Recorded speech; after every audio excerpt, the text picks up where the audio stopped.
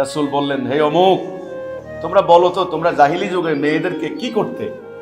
বলছি, ইয়া রাসূলুল্লাহ, আমার একটা মেয়ে ছিল, এত ফুটফুটে মেয়ে, এত সুন্দর মেয়েটা, ও আমাকে পাগলের মতো ভালোবাসতো, আমি ওকে পাগলের মতো ভালোবাসি। কিন্তু আমার মেয়ের জীবন নিয়ে সন্দিহান, আমার মান সম্মানের, মেয়ে হয়েছে আমাদের বংশের কালী।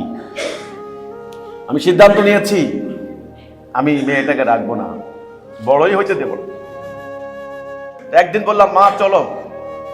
মেয়েটা নাচতে নাচতে চলে আসলো, ভাবছে বাবা বোধহয় তার সাথে খেলবে। মরুভূমিতে নির্জনে নিয়ে গেলাম, নিয়ে গর্ত করলাম, মেয়েটা আমার সাথে বালি সরাচ্ছে, ভাবছে বাবা খেলছে না আমার সাথে। মেয়েটাকে কবরের মধ্যে বসাইলাম, ওখানে হাসতেছে আর হাত ধরে, বাবা বাবা বাবা বাবা আমার কাছে আসো, আমার কাছে আসো, বাবা বসো, এখানে বসো। মেয়ে ভাবছে বাপ বেটির খেলা বোধক শুরু, খেলতেছি আমি। কিছুক্ষণ পর কোদাল দিয়ে টেনে টেনে আমি বালিগুলি তার চাপা দিচ্ছিলাম, তার বুক পর্যন্ত বালি হয়ে গেছে। বাবা বাবা বাবা বলে চিৎকার করছে বাবা। যখন তার বুকের মধ্যে চাপ শুরু হলো, তখন সে বুঝতে পারলো তার বিপদ। এবার সে হাসি বাদ দিয়ে কান্না জুড়ে বাবা ওরে আত্মচিৎকার।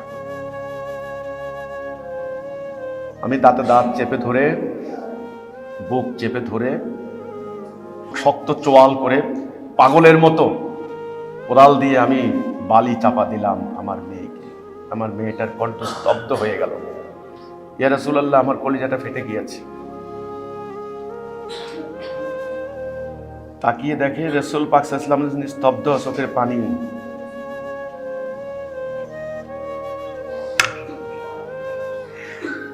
রাসূল বললেন, আবার বলো কাহিনী। আবার রাসূল কাঁদলেন, আবার বলো কাহিনী।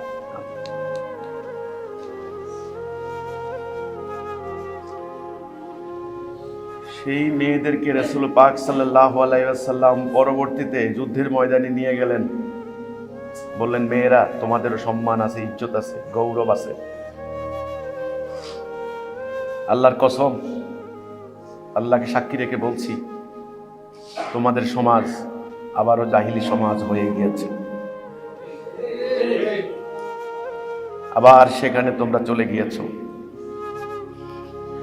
তোমরা এখন তথাকথিত আধুনিক সভ্য হয়েছ, মেয়েদেরকে তোমরা অন্যভাবে কবর দিয়েছ।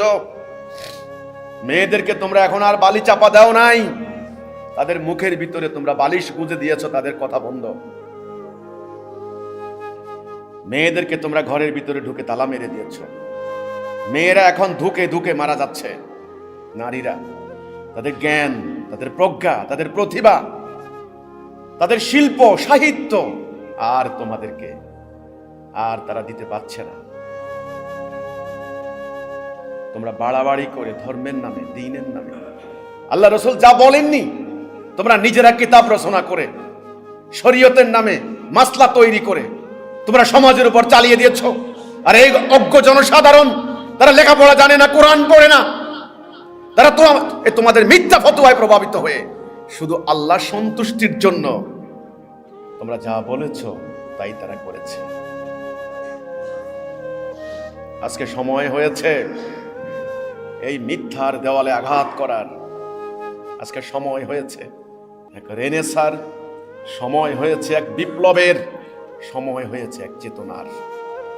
এই বিপ্লব, রেনেসা, এই জাগরণের জন্ম দিতে হবে। এই জাগরণ সৃষ্টি করতে হবে একদল মোমেনদেরকে। মোমেন মোমেন কে তোমাকে জাগাবে? কে কে জাগাবে? তোমরা কি আদৌ জাগবে? আমি জানি না। তোমরা তো মরে গিয়েছো, তোমরা আড়ষ্ট হয়ে গিয়েছো, তোমরা স্থবির হয়ে গিয়েছো, তোমাদের রক্ত প্রবাহ বন্ধ হয়ে গিয়েছে, তোমরা হিম শীতল, তোমাদের সমাজে কবরের নিস্তব্ধতা নেমে এসেছে, তোমরা হেঁটে যাওয়া মরা লাশ। সমাজে অন্যায় হয়, একটা কথা তোমরা বলো না, মরা লাশ। কেন মরে গিয়েছো জানো?